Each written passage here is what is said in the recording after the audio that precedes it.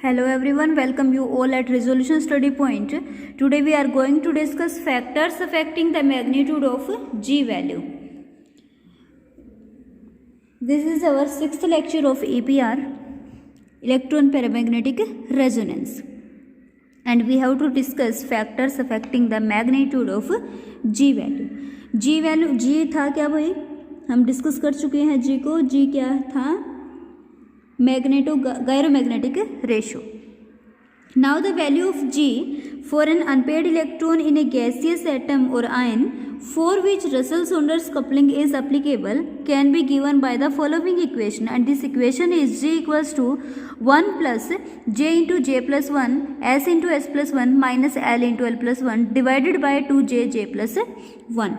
S क्या होगा? Total spin quantum number, और L क्या होगा? Total angular momentum quantum number. J क्या होगा? LS की कपलिंग से हम J की वैल्यू को फाइंड आउट करेंगे.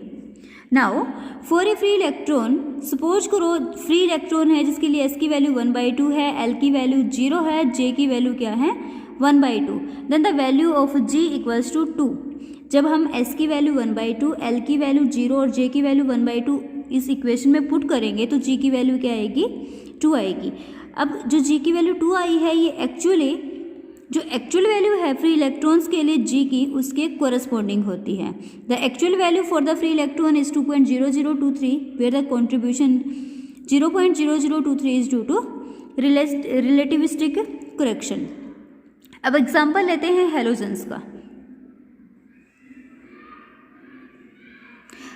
For the halogen atoms in the gaseous phase G value predicted by the equation this. जो ये हमने इक्वेशन डिस्कस की है G की, इससे इक्वेशन से हम हैलोजन के लिए भी G की वैल्यू को फाइंड आउट कर सकते हैं. अब अगर हम हैलोजन की बात करें तो हैलोजन के लिए जो ग्राउंड स्टेट होती है ये होता है P3/2. P है मीन्स S की वैल्यू 1 है, और हैलोजन्स के लिए स्पिन होती है 1/2. अनपेड इलेक्ट्रॉन 1 मानकर चलते हैं, J की वैल्यू होगी 3/2. जब हम L को 1, S को 1/2 और J को 3/2 वैल्यू पुट करते हैं तो जो हमारी G की वैल्यू आती है वो क्या आती है? 4/3. और जो ये कैलकुलेटेड 4/3 वैल्यू आई है G की, ये एक्सपेरिमेंटल वैल्यू के बिल्कुल आइडेंटिकल होती है, बिल्कुल सेम होती है. But no such agreement is found. However, when the unpaired electron is placed in a chemical environment, either in a free radical or in a transition metal ion complexes.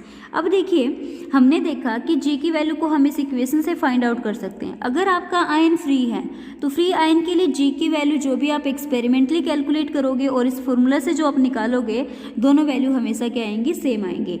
But अगर आपने जो आपका free electron था उसको put किया है chemical environment में, चाहे वो ट्रांजिशन मेटल आयन का हो चाहे रेडिकल का हो, तो जो इन्वायरमेंट होगा उस इन्वायरमेंट की वजह से G की वैल्यू चेंज हो जाएगी. G की वैल्यू सेम नहीं आएगी जो हम इस इक्वेशन से कैलकुलेट करेंगे. तो अब हमें वही देखना है कि G की वैल्यू किस किस टाइप से, किस किस फैक्टर से अफेक्ट होती है, और अपना टॉपिक भी ये है कि G की वैल्यू को अफेक्ट करने वाले फैक्टर कौन कौन से हैं. Now in such a chemical environment the orbital motion of the electron is strongly perturbed. अब आपको पता है कि जो आपका इलेक्ट्रॉन है वो 2 टाइप की मोशन करता है. 2 टाइप की मोशन कौन सी करता है? एक तो वो करता है स्पिन मोशन, दूसरी करता है ऑर्बिटल मोशन. अब आपने अनपेयर्ड इलेक्ट्रॉन को केमिकल इन्वायरमेंट में रख दिया है तो जो वो अपनी एक्सिस के अबाउट स्पिन करता है उस मोशन पे तो कोई भी इन्वायरमेंट का इफेक्ट नहीं होगा. बट जो इलेक्ट्रॉन अपने ऑर्बिट्स में मूव करता है, ऑर्बिट्स में मूव करने का मतलब है इलेक्ट्रॉन सर्कुलेट करता है ऑर्बिट्स में, तो ये जो ऑर्बिटल मोशन है ये हो जाएगी परटर्ब्ड ड्यू टू एनवायरनमेंट. और इस परटर्बेशन की वजह से जो ऑर्बिटल की डिजेनरेसी थी वो भी ब्रेक करेगी.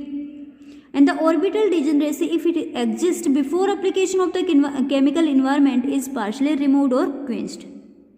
ये तो हमने डिस्कस किया कि अपने जो अपना अनपेयर्ड इलेक्ट्रॉन था उसको आपने पुट किया है केमिकल इन्वायरमेंट में. उस कंडीशन में क्या होगा?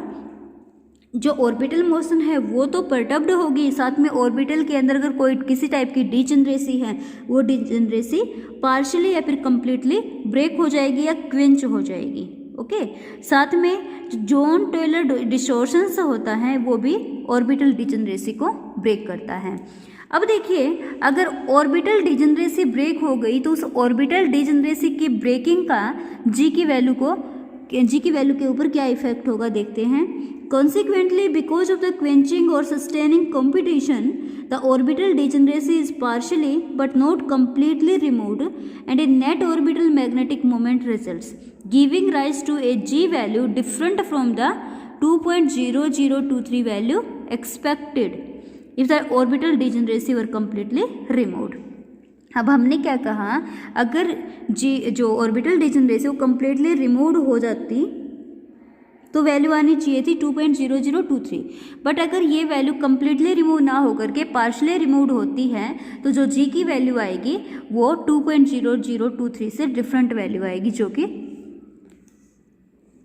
एक फैक्टर होगा affecting G value. Okay, next one is the properties of the transition metals are determined by a large extent by the relative magnitude of crystal field and spin orbit coupling। अगर हम transition metals की बात करते हैं तो उसके लिए जी की जो वैल्यू होती है वो डिपेंड करेगी क्रिस्टल फील्ड स्प्रेडिंग क्या है, साथ में स्पिन ऑर्बिट कपलिंग क्या है। नाउ 3 केस हम डिस्कस करने वाले हैं। फर्स्ट केस क्या है, the effect of A spin orbit coupling is much larger than that of the crystal field. Spin orbit coupling का फैक्टर ज़्यादा होता है क्रिस्टल फील्ड स्प्लिटिंग के बजाय, और ये वाला जो केस जिसमें क्या है स्पिन ऑर्बिट कपलिंग स्ट्रॉन्ग है क्रिस्टल फील्ड से, वो किन एलिमेंट्स में होगा, रेयर अर्थ आयंस में होगा। Rare earth ions fall in this case class because the F electrons are well शिल्डेड।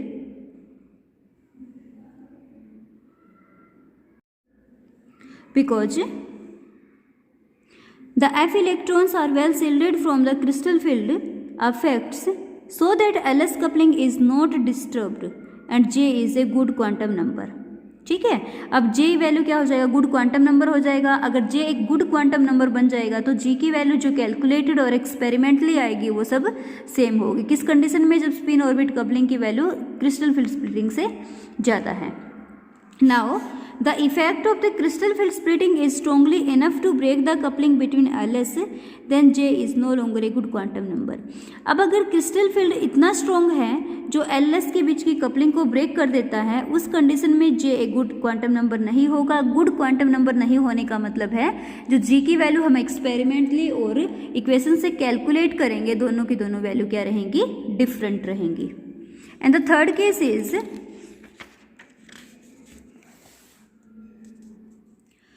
in the strong field case the effect of the crystal field is very large so that LS coupling is broken down completely। अगर आपने field ही strong apply कर दिया, उस condition में crystal field इतना strong होगा जो LS coupling को कम्प्लीटली ब्रेक कर देगा, और कम्प्लीटली ब्रेक करने के बाद अब जो G की वैल्यू आएगी वो एग्जैक्टली सेम होगी जो कि एक्सपेरिमेंट से आती है। ओके, तो ये फैक्टर्स से जो कि जी वैल्यू को अफेक्ट करते हैं। आई थिंक आपको समझ में आ गया होगा topic factors affecting G value.